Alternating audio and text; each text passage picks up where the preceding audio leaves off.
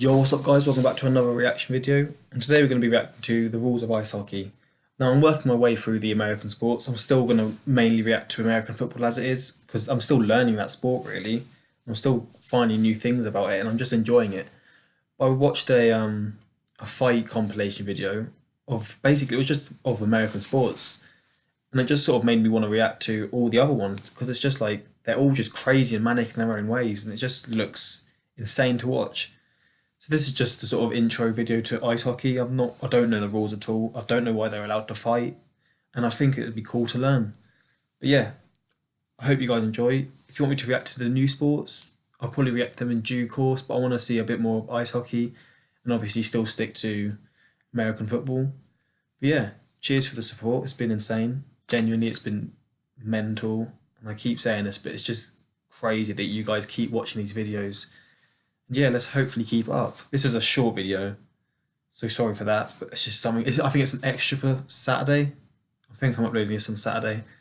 But yeah, hope you guys enjoy and let's get... Explains the rules of ice hockey.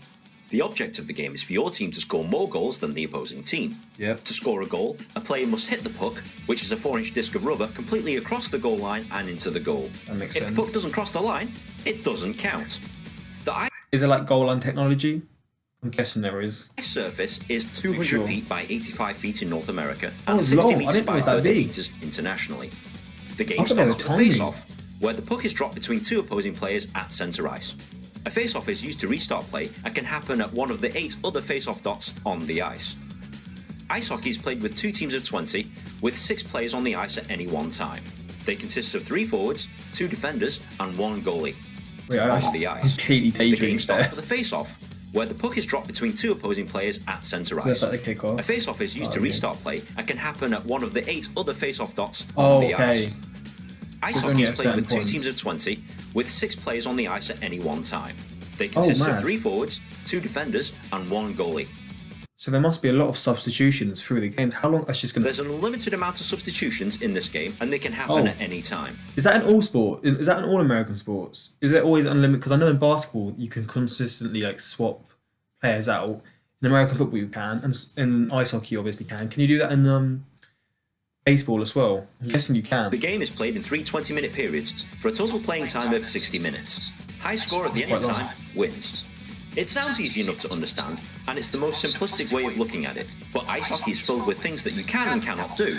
And should you break one of these rules, you will serve a time penalty, leaving your team with 1 less player and your opponents with a man advantage. The team with a man advantage is on the power play, and this makes it easier to score a goal as there is 1 less player to defend the Look at net. that. The team with the man in the penalty box is on the penalty kill, and usually they defend like crazy until the time of the penalty expires. The length of time of penalty depends on the infraction made. These minor infractions result in 2-minute minor penalties. Hooking, slashing. So I'm guessing slashing and hooking is the same kind of thing. Delay of game. So is that like time wasting?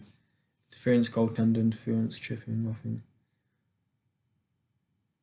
Okay, so it's just like basically, like it says, unsportsmanlike conduct, which makes sense to be fair.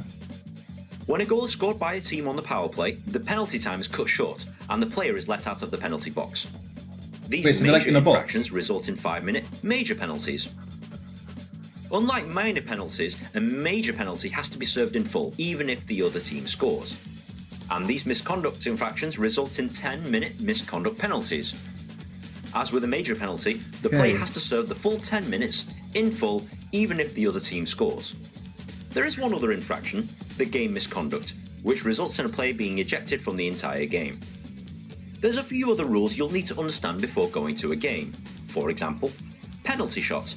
A penalty shot is awarded to a player if they've been obstructed before they can shoot. The shooter will start from centre ice and try and score against the defending goalie. Only one shot is allowed, so the shooter must make it count. Offside. The puck must completely cross your Wait, there's offside in this. Oh, okay. Want to learn about this? opponent's blue line before any other players on your team.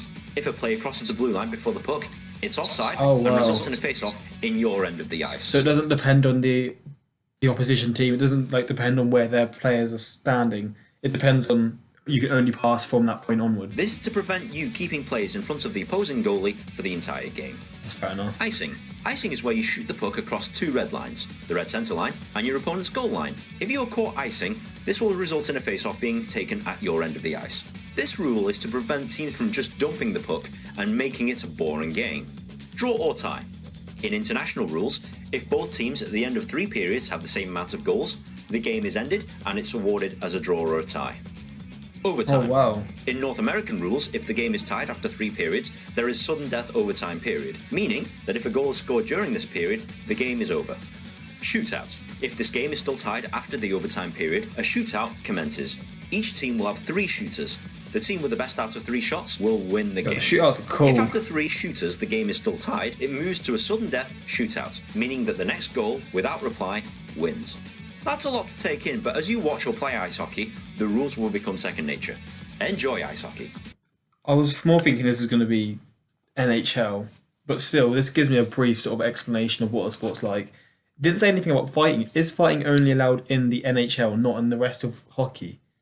Because again, I didn't really learn. I wanted to know about the fighting rule, and it says in the top right corner. So I'm probably going to react to that video sometime soon. But yeah, this is a good little explanation video. This guy's videos always seem to be easy and like understandable to follow.